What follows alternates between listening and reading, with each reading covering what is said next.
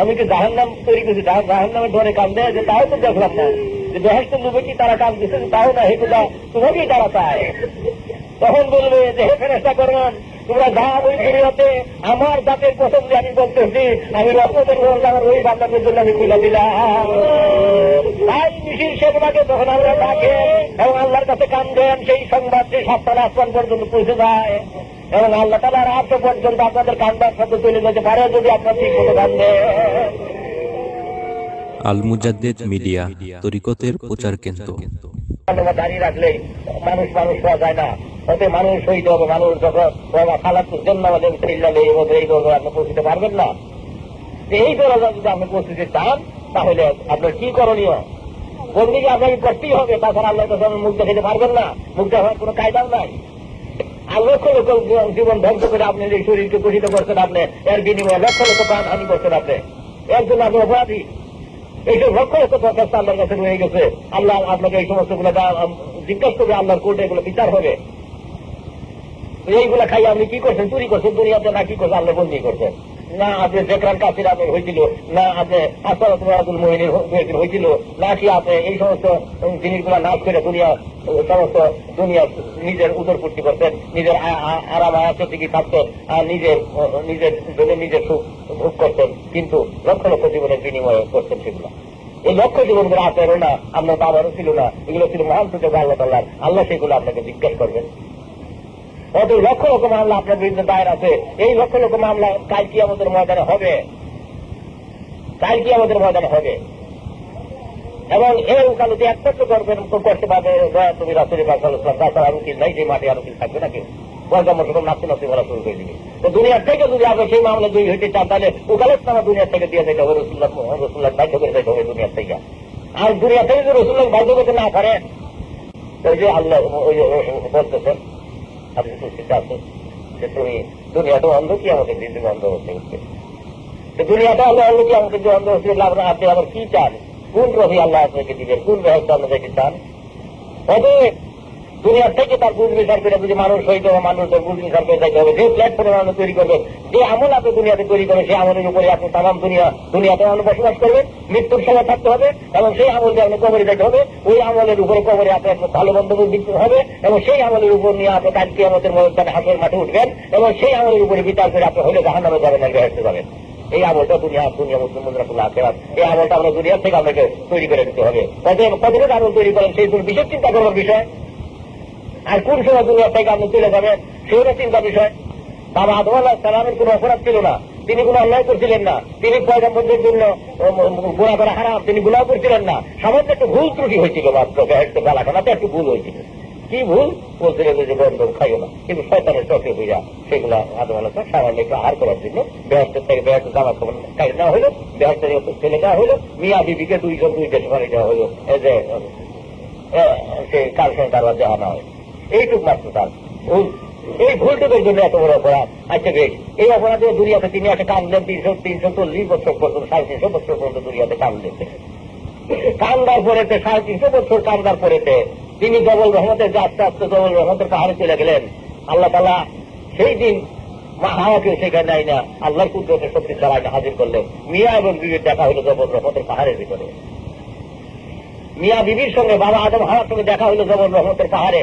সেই পাহাড়ে করে বাবা আদম মা হাওয়া যে কাজ দিলেন, সেদিনের কান্দা আল্লাহ ফেরেশতারা আল্লাহ নিকটে বাদী হয়ে বলছিলেন যে হে খোদা, আগেই তো বলছিলাম যে আপনি মানুষ তৈরি করবেন না, আমরাই আপনি বন্দী করবো। আল্লাহ কোরআনে বলছেন ওয়াইকাল রাব্বুকা লিল মালাইকাতি জাইলুন ফিল আরদি খলিফা ক্বালু আতাযালু ফিহা মাইয়ুফসিদু ফিহা ওয়া ইয়াসফিকু দিমাআ ওয়া নাহনু নুসাব্বিহু বিহামদিকা নুকাদ্দিসুল্লাহ ক্বালা ইন্নী আ'লামু মা লা তা'লামুন। আল্লাহ বলছিলেন যে আমি দুনিয়াতে খলিফা পাঠাবো, আর ফেরেশতারা বলছিল যে কোনো প্রয়োজন নাই খলিফার, আমরাই আপনি বন্দী করবো। খলিফার মারামারি কারাগারি করবে, আর তার থেকে আমরা বন্দী করি, তাই তো ভালো।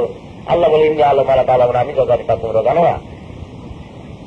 এখন মিয়া বিবির কান্দার তুলে ফেরেশতারা আল্লাহর কাছে বাদী হয়েছে। আল্লাহ আগেই তো বলছিলাম যে আপনি তৈরি করবেন না, এখন তৈরি করলেন যারা এতে কান্দা হাতে সহ্য হয় না। সমস্ত ফেরেশতারা পুরো আল্লাহ যখন নালিশ পেশ করলো যে হে মা আয়বারে খোদা, আমার আদম হওয়ার কান্দা আমাদের সহ্য হয় না, ওইলে আদমের এক ব্যবস্থা করে আপনার বলেন আমরা দুনিয়ার আদমের সঙ্গে হয়ে কান্দি। তখন বললেন ফেরেশতাদেরকে আল্লাহ জানাই দিলেন হে জিবরাইল, আমি তো আদমকে আমি বলছিলাম, কিন্তু আদম ভুল করে ফেলছে, বেহেশত আমি তাকে জানাই দিয়েছিলাম। আদমকে জানাই দিয়েছিলাম, বেহেস্ত সব জানাই দিয়েছি, বেহেস্ত বইলেও দিচ্ছি, কিন্তু আদমের সেগুলো তো মনে নাই। তখন আদমকে স্মরণ করে দাও। তখন জিবরাইল আলাইহিস সালামের কবুল যখন পাহাড়ে তারা আগুন দেওয়া শুরু করলো, যখন বললো যা শাহাদু আন্না মুহাম্মাদার রাসূলুল্লাহ,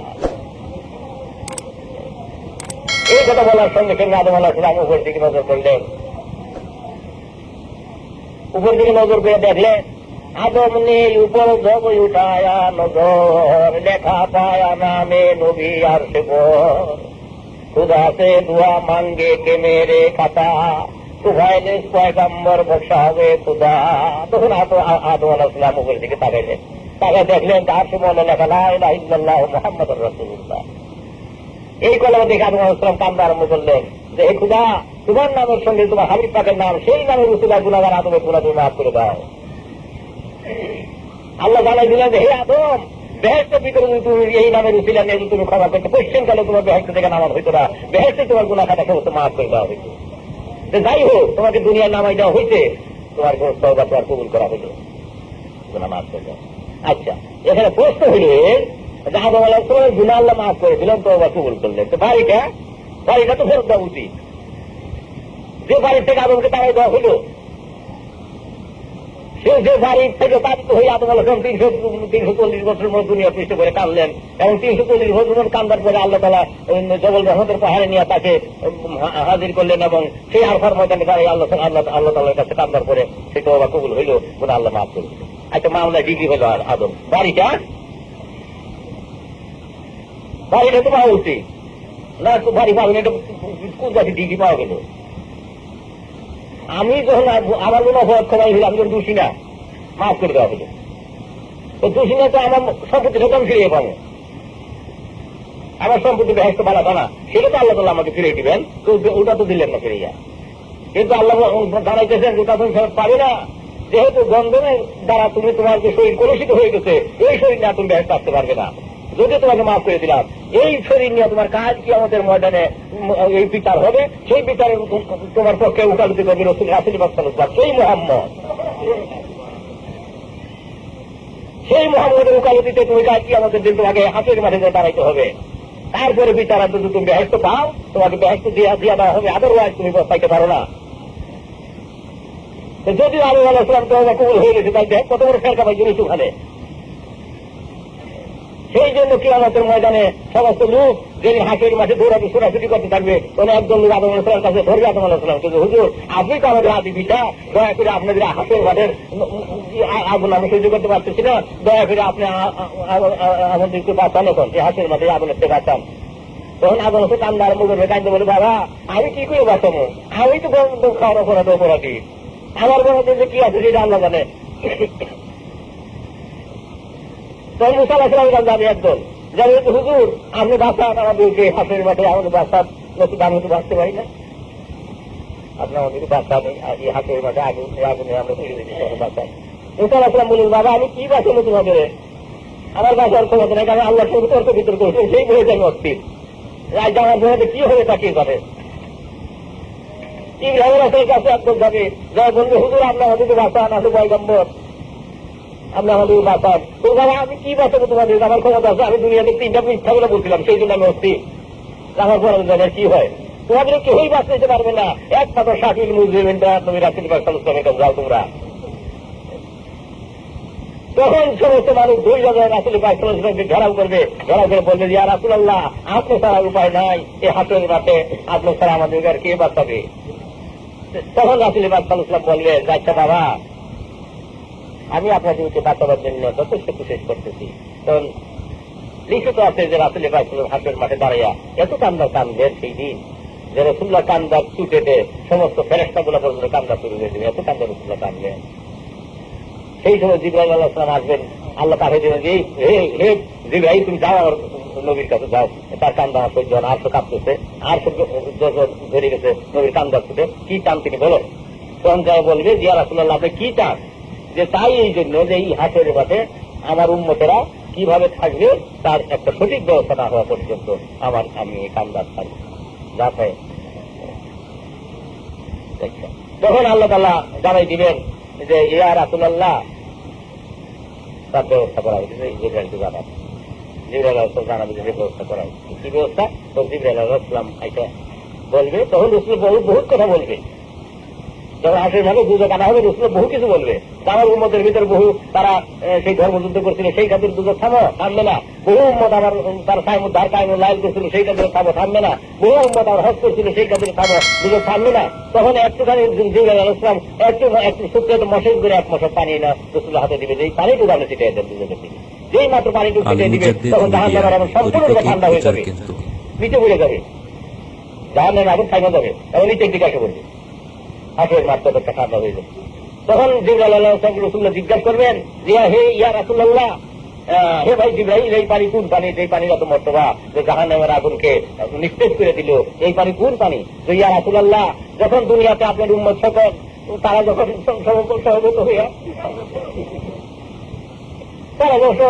আপন মুর্শিদের কাছে যখন পড়ে কাঁদত, যখন মুর্শিদের কামের কাছে বসে তারা কাঁদত, সেই যে চোখের পানি আমি তুলে আনতাম আর একটা জান্নাতের ফেরত আছে, সেগুলো আমার উপরে রাখা হয়েছিল। ইয়া রাসূলুল্লাহ, সেই পানির দ্বারা দুজনের আগুনকে ঠান্ডা করে দেওয়া হইল। কাজেই যদি আপনারা দেখতে চান, যদি আল্লাহর সঙ্গে জীবনের মুখে যেতে চান, আর যদি বন্দীতে কামের হতে চান, যদি বন্দী করতে চান, সেইখানে পীরে কামের কাছে যাই ওই রসুলের মহব্বত আপনাদেরকে শিক্ষা করতে হবে। তবে সে আপনারা আপনি না করতে প্রত্যাশা করেন, তাছাড়া আর নাজতের কোনো পথ হবে না, আখের মাঝে নাজতের কোনো পথ হবে না। সেই সময় যখন আগুন থাইমা যাবে, তখন দুজকের 8 হাত উপর সূর্য থাকবে, সেই সূর্যের আগুনেতে হাঁসের মাথা পুরা লাল হয়ে যাবে, তারার মতো হয়ে যাবে। তখন রাসূল রাসূলুল্লাহ আবার কান্না শুরু করবে, কাঁদতে বলবে যে আজ আমার উম্মতেরা দুজনে একটু খুব করলো, কিন্তু এই উম্মতেরা এখানে দাঁড়ায় থাকবে কেমনে? এমন বলবো যে আমার উম্মতের দুনিয়াতে কোনোদিন হাতে নাই, তার হাতের মাথা আসবে বা কেমনে? এর সঠিক ব্যবস্থা না হওয়া পর্যন্ত আমি ছাড়তেছি না এই কথা। তখন জিবরাইল আলাইহিস সালাম বলবেন যে হে জিবরাইল, আল্লাহ বলবেন হে জিবরাইল, আমার নবীকে জানাই দেন যে আপনি আপনার উম্মতের উচিত জানাই, আমরা প্রত্যেক উম্মতের কবর একটা করে ঘুরার পাঠাই দেবো। আমি উঠে উঠে আমি ঘুরার দিবো, আমি হাতের মাথা আনবো, তবে আপনি যেন আর কাঁদবেন না। তখন বলবো ইচ্ছা উম্মতের ব্যবস্থা যদি আপনি করেন, কিন্তু ওই যে এখন হাতে ভরে দাঁড়ায় থাকতে পারেন, এর ব্যবস্থা কি হবে? তখন জিবরাইল আলাইহিস সালাম বলবেন ইয়া রাসূলুল্লাহ, তার ব্যবস্থা করে দেওয়া হইতেছে। আমরা বহুদিন কবরে ছিলেন, আমাদের চুল মোবারকে বহু ধুলাবালি আছে, সেগুলো ঝাড়ু দেন, ঝাড়ু দেওয়ার সঙ্গে সঙ্গে ঝাড়ু দিয়ে সেই ধুলাবালি আবরের আকারে এমন হবে প্রত্যেক উম্মতের মাথার উপরে একটা করে আবর সেজে থাকবে। বলে আবার বলবো ইয়া রাসূলুল্লাহ, আপনি তো বহুদিন কবরে ছিলেন, আপনি দাড়ি মোবারকে বহু ধুলাবালি জমা হয়ে রয়েছে, সেগুলো আপনি ঝাড়ু দেন, ঝাড়ু দিবেন, প্রত্যেকের উম্মতে পায়ের নিচে একটা করে আবরের মতো একটা আল্লাহ সূর্যকে এসে পৌঁছিবে, সে আবরের উপর দাঁড়ায় থাকবে, পানির উপর দাঁড়াইছে পানির স্তর, উপরে পানির স্তর আল্লাহ ঠান্ডা করে রাখবে। সেটা যদি আপনি লাভ করতে চান, তাহলে পীরে কামেল ছাড়া এই নীতি হাসিল করতে পারবেন না। আল্লাহ আপনাকে কবুল করে স্বীকৃতি আল্লাহ দিতে রাজি না।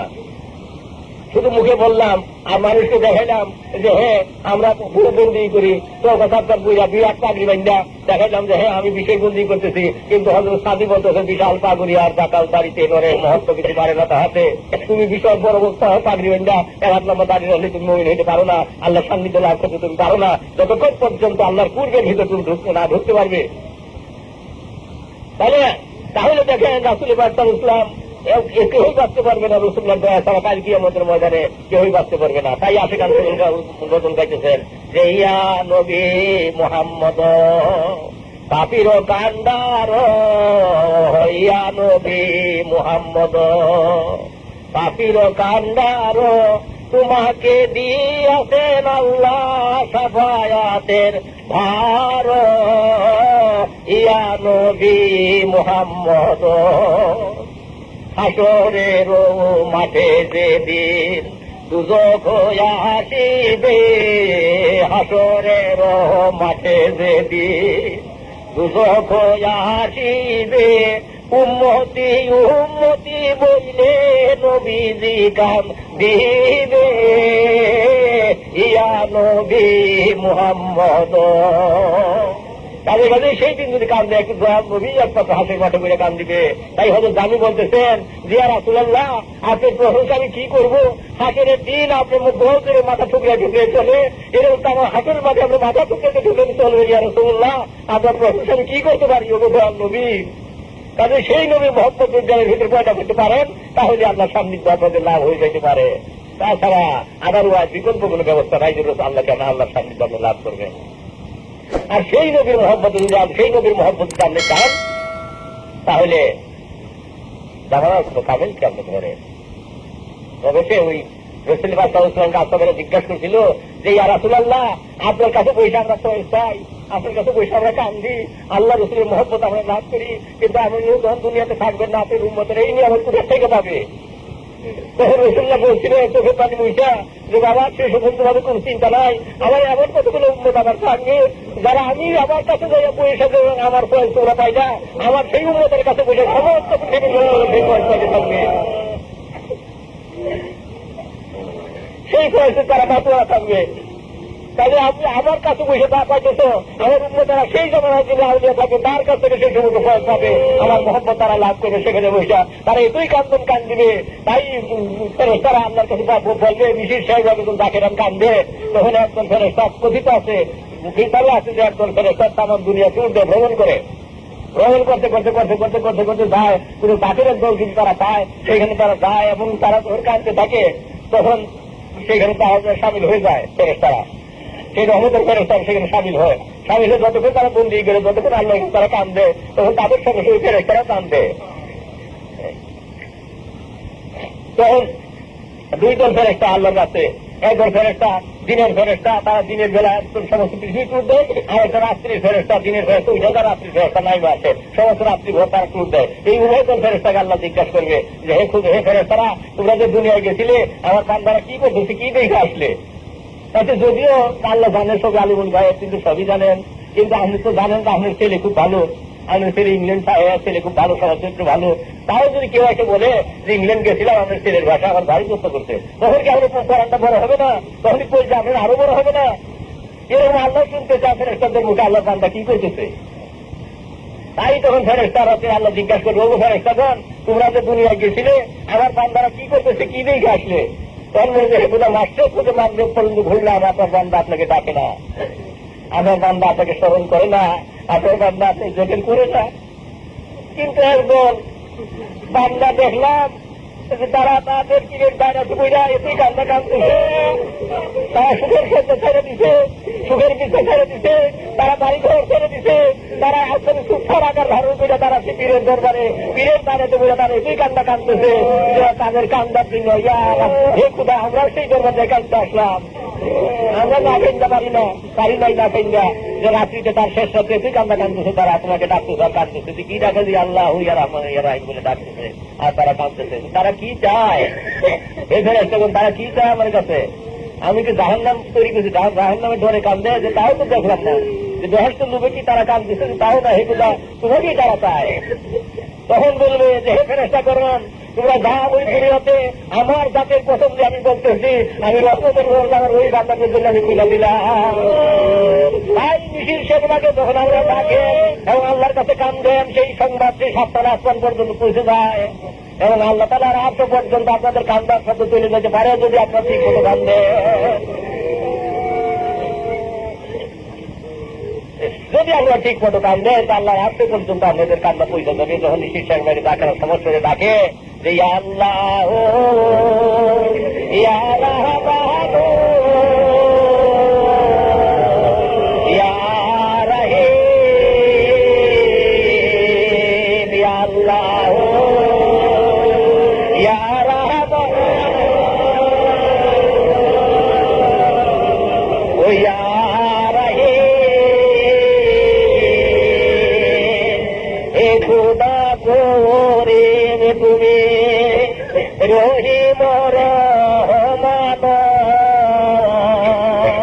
কাদের গাফার তুমি সকলি তুমি জানো, গুনাহগার বইলে মাওলা দূরে ফেলে দিও না, রহমতের রহদার হতে না উম্মেদ কইরো না, ইয়া আল্লাহ ইয়া রহমান ইয়া রহিম ইয়া আল্লাহ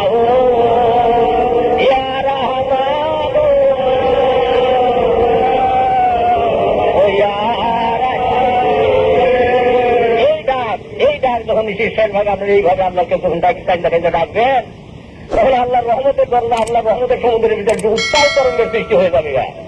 উত্তাল তরঙ্গের সৃষ্টি হবে কিরকম, যেমন একটা চাতক পাখি ওই গাছের ডালে বৈশা বলতেছে, মেঘ দাও, মেঘ দাও, মেঘ দাও, হে খোদা মেঘ দাও গো, মেঘ দাও গো বলে চাতক কান্দে। আল্লাহ বলেন, হে চাতক, নদীতে পানি আছে, নালায় পানি আছে, খালে পানি আছে, বিলে পানি আছে, পুষ্করিণীতে পানি আছে, তাইলে খাও। তখন বলবে, হে খোদা, যতক্ষণ পর্যন্ত তুমি আসমানের পানি দ্বারা আমার কলেজা ঠান্ডা না করবে, আগ্রের রহমত যতক্ষণ পর্যন্ত তুমি আমাকে পান না করাবে, ততক্ষণ পর্যন্ত আমি চাতক দুনিয়ার পানি খাবো না।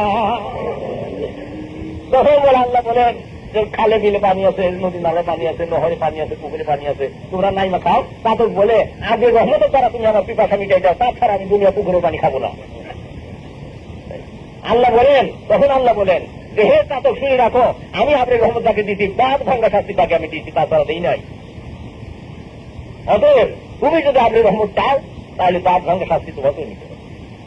তখন এমন আল্লাহ বলেন, যাও এই রাত ফেরেশতা তাও বাতাস, যখন রাত ফেরেশতা যখন বাতাসটা যাও ওই গাছের ডাল ভেঙে দাও। যখন গাছের ডালটা ভেঙে গেল, মরচকে ভেঙে গেল, সেই সময় চাতকের গায়ে নাকি পিঠে লাগলে একটা বাড়ি, আর খুঁজবো চাতক পাখি ঘুরতে ঘুরতে ঘুরতে ঘুরতে ওই গাছের নিচে পড়ে যাইয়া চন্দ্র লাগা শীত অবস্থা করে হইল। আল মুজাহিদ মিডিয়া, তরিকতের প্রচার কেন্দ্র। কিছুক্ষণ পরে আবার হুশ হইল, আবার যখন চাতক হুশ হয়ে গেল, তখন গাছের আরেক ডালে বসে আবার বলা শুরু করলো, মেঘ দেও গো, মেঘ দেও গো, মেঘ দেও গো বলে আবার কান্দা শুরু করে দিল। তখন আল্লাহ বলে যে, হে রাত, রাত ফের এই চাতক তো এখনো কিন্তু সুযোগ হয় নাই, এখনো দিচ্ছি আবরে রহমতের মেঘ পাইয়া কাঁদতেছে, তাদেরকে দেয় আবার হে পানি, আকাশের পানি জমা হোক, যা হয় শিল হয়ে পড়ো ওই চাতকের পিঠে একটা।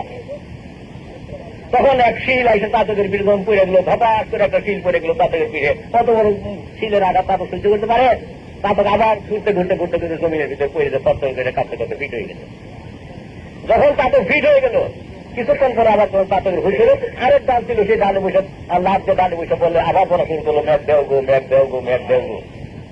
এই যখন বলা শুরু করলো চাতকে, তখন আল্লাহ বলেন, হে রাত ফেরেশতা দেখো, হে মেকাইল ফেরেশতা দেখো, এটা সামান্য ক্ষুদ্র একটা পাখি, তার ইমান দেহ কিরকম, কত মারাই মারলাম রে, কত আঘাত করলাম, তাও যখন সে আপনার রহমতের পানি যখন সে ভুললো না, দেও দুনিয়াতে পানি বর্ষাও, হে রাত্রে চালাও বৃষ্টি দুনিয়াতে।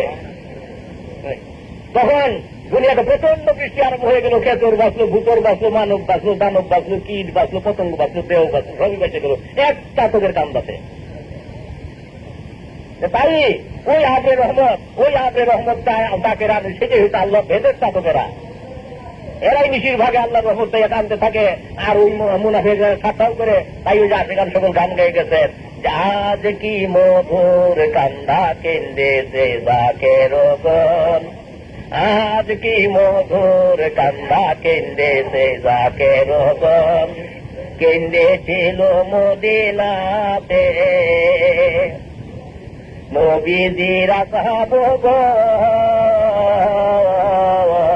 কেন্দেছিল মদিনাতে নবীজির আসহাবগণ,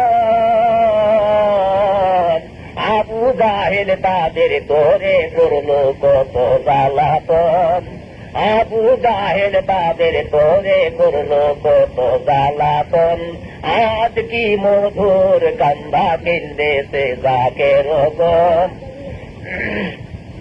কেন্দেছিল কারবালাতে ফাতেমার আওলাদ গণ, কেন্দেছিল কারবালাতে ফাতেমার আওলাদ গণ, এজিদ তাদের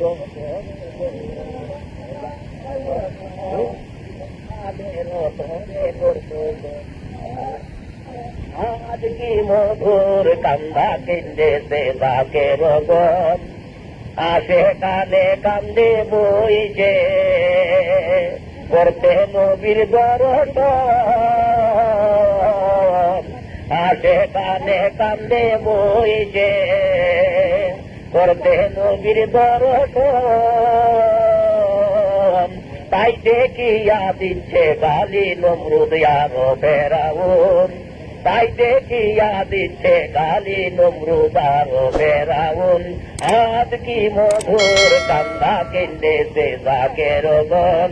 তাই যখন জাকেরান কান্দে, যখনই আল্লাহ রহমান রাহিম বলে কান্দে, তখন প্রচুর মানুষ তাদেরকে ঠাট্টা করে, কত বিদ্রুপ করে, কিন্তু যাকে কিছুতেই ভুলে না, তারা কান্দতেই থাকে। তোমার আল্লাহর রহমত দুনিয়াতে নাই আসে, সেই জন্য আসে কান যদি রাত্রি শেষ রাত্রিতে ঘুম পারে আল্লাহ বেজার হয়ে যায়। ওই জন্য রসুল্লাহকে আল্লাহ ডাকতেন যে কুমকুম ইয়া হাবিবি কামতা নামু আল আশিক ওয়াল মাসুক লাইয়া নামু। হে হাবিব, এখন উঠে নামলে, এই সময় আশিক মাসুক ঘুমায় না, এই সময় রহমতের সময়। কিন্তু এই রহমতের ডাক করলে কেউ দিতে পারে না, একমাত্র আমার খাজা বাবা তারা। তিনি নিশির ওটাকে রুগ্ন অবস্থায় পড়া শ্রদ্ধা, রূপসজ্জায় পড়া ডাকতেন যে বাবা সকলে এখন উঠো, রহমতের দরজা তোমাদের জন্য আল্লাহ কইলা দিতে, তোমরা এখন উঠো এবং প্রাণ ভরে আল্লাহকে ডাকো, ইয়া আল্লাহ ইয়া